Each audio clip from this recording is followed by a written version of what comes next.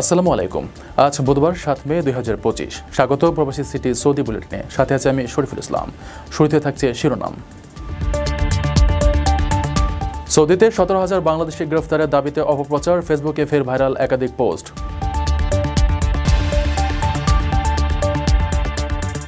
উত্তেজনার চরম পর্যায়ে ভারত পাকিস্তান, সমাধান দেখতে চায় সৌদি। ঘোড়া চেপে ইউরোপ থেকে সৌদি গেলেন ৪ হজযাত্রী, অভ্যর্থনা জানালেন সৌদি কর্মকর্তারা। সৌদি পৌঁছেছেন ৩২,৫৮৮ জন হজযাত্রী, মৃত্যু হয়েছে ৩ জনের। দর্শক দেখছিলেন শিরোনাম, এবার বিস্তারিত। রেমিটেন্স যোদ্ধাদের ঢাকায় বিশেষ ছাড়ে রেডি ফ্ল্যাট দিচ্ছে শতভাগ বিশ্বস্ত ও নির্ভরযোগ্য প্রতিষ্ঠান প্রবাসীর সিটি। গেল সপ্তাহে সৌদি আরবে ১৭,১৫৩ জন অবৈধ প্রবাসীকে গ্রেফতার করা হয়। দেশটির স্বরাষ্ট্র মন্ত্রণালয়ের দেওয়া এই তথ্যকে বিকৃত করে গ্রেফতার হওয়া প্রবাসীদের সকলকেই বাংলাদেশি বলে অপপ্রচার চালানো হচ্ছে। সাম্প্রতিক সামাজিক যোগাযোগ মাধ্যমের একাধিক ভাইরাল পোস্টে বর্তমান সরকারের ব্যর্থতা দেখাতে গিয়ে দাবি করা হয় সৌদি আরবে ১৭,০০০ বাংলাদেশি প্রবাসী গ্রেফতার হয়েছেন। সৌদি প্রেস এজেন্সির বরাতে প্রবাস টাইমের আগের একটি সংবাদেও উল্লেখ করা হয়েছে আটক ব্যক্তিদের সকলে বাংলাদেশি নন, বরং তাদের উল্লেখযোগ্য সংখ্যকই ইথিওপিয়ান ও ইয়েমেনি নাগরিক। সাধারণত প্রতি সপ্তাহে গ্রেপ্তার হওয়া প্রবাসীদের সংখ্যা জানিয়ে সৌদি স্বরাষ্ট্র মন্ত্রণালয় পরিসংখ্যান প্রকাশ করে থাকে। তবে সেখানে ইয়েমেন এবং ইথিওপিয়া ছাড়া অন্য কোনো জাতীয়তার কথা উল্লেখ থাকে না। ফলে সোশ্যাল মিডিয়ায় আলোচিত দাবিটি পুরোপুরি অসত্য। অনুসন্ধানে দেখা গেছে যে সকল প্রোফাইল থেকে এসব তথ্য ছড়ানো হচ্ছে তার প্রায় সবগুলোই পতিত আওয়ামীপন্থীদের।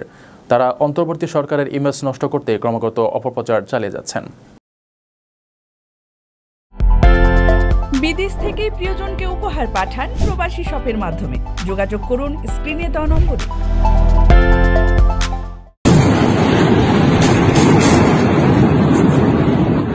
কাশ্মীরের পহেলগ্রামে বন্দুক হামলায় ঘটনার জেরে প্রায় ২ সপ্তাহের উত্তেজনার পর অবশেষে মঙ্গলবার দিবাগত রাতে পাকিস্তান ও পাকিস্তান শাসিত আজাদ কাশ্মীরে বিমান হামলা চালায় ভারত, যার নাম দেওয়া হয় অপারেশন সিন্দুর।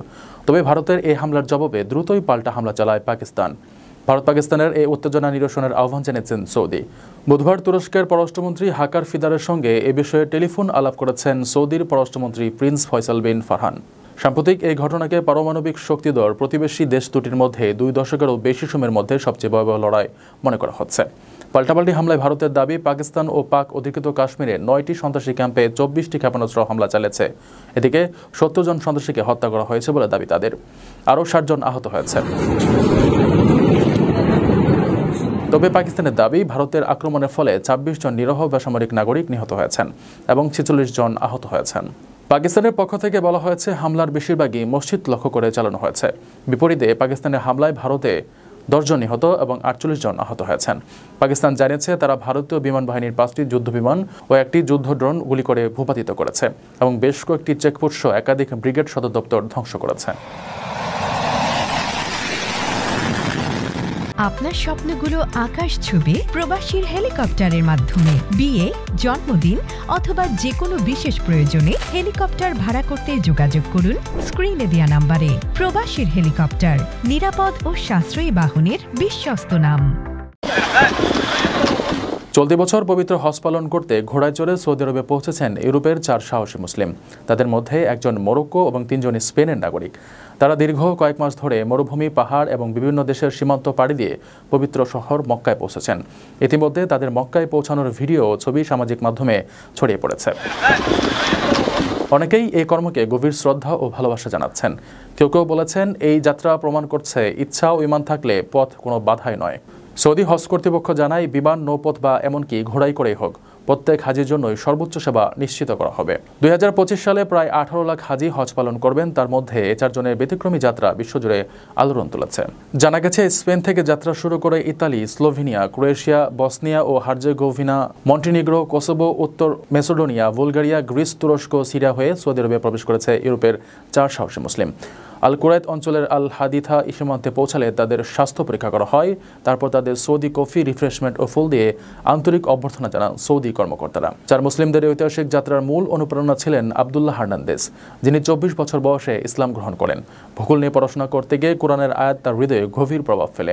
ফলে তিনি প্রতিজ্ঞা করেন, পরীক্ষায় পাশ করলে ইসলাম গ্রহণ করবেন ও প্রাচীন আন্দালুসীয় মুসলিমদের মতো ঘোড়ায় চড়ে হজে যাবেন।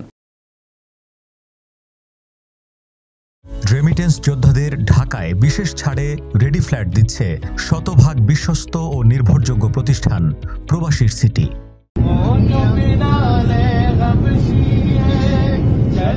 পবিত্র হজ পালনের উদ্দেশ্যে বাংলাদেশ থেকে সৌদি আরব পৌঁছেছেন ৩২,৫৮৮ জন হজযাত্রী। হজ অফিসের সর্বশেষ বুলেটিন অনুযায়ী ৭ মে পর্যন্ত সরকারি ও বেসরকারি ব্যবস্থাপনায় মোট ৮০টি হজ ফ্লাইটের মাধ্যমে এসব হজযাত্রী সৌদিতে পৌঁছেছেন। এ পর্যন্ত বাংলাদেশ থেকে হজে অংশ নেওয়া হজযাত্রীদের মধ্যে মৃত্যুবরণ করেছেন ৩ জন। তাদের মধ্যে একজন হলেন রাজবাড়ীর পাংশার মোহাম্মদ খলিলুর রহমান, অপরজন কিশোরগঞ্জের বাজিতপুরের ফরিদুজ্জামান, আরেকজন নারী হজযাত্রী আল হামিদা বানু। তারা সবাই সৌদি আরবে স্বাভাবিক ইন্তেকাল করেন। চলতি বছর বাংলাদেশ থেকে মোট ৮৭,২০০ জন হজে যাওয়ার সুযোগ পেয়েছেন। এর মধ্যে সরকারি ব্যবস্থাপনায় ৫,২০০ জন এবং বেসরকারি ব্যবস্থাপনায় ৮১,৯০০ জন হজযাত্রীর কোটা নির্ধারিত হয়েছে। হজ ফ্লাইট পরিচালনায় বিমান বাংলাদেশ এয়ারলাইন্স পরিচালনা করেছে ৩১টি, সৌদি এয়ারলাইন্স ২৩টি এবং ফ্লাইনান্স এয়ারলাইন্স ৫টি ফ্লাইট। হজ কার্যক্রম শুরু হয় ২৯ এপ্রিল আর শেষ হবে আগামী ৩১ মে। বিদেশ থেকে প্রিয়জনকে উপহার পাঠান প্রবাসী শপের মাধ্যমে। যোগাযোগ করুন স্ক্রিনে দেওয়া নম্বরে। দর্শক দেখছিলেন প্রবাসী সিটি সৌদি বুলেটিন। শেষ করার আগে শিরোনামগুলো জানিয়ে দিচ্ছি আরও একবার। সৌদিতে ১৭,০০০ বাংলাদেশি গ্রেফতারের দাবিতে অপপ্রচার, ফেসবুকে ফের ভাইরাল একাধিক পোস্ট।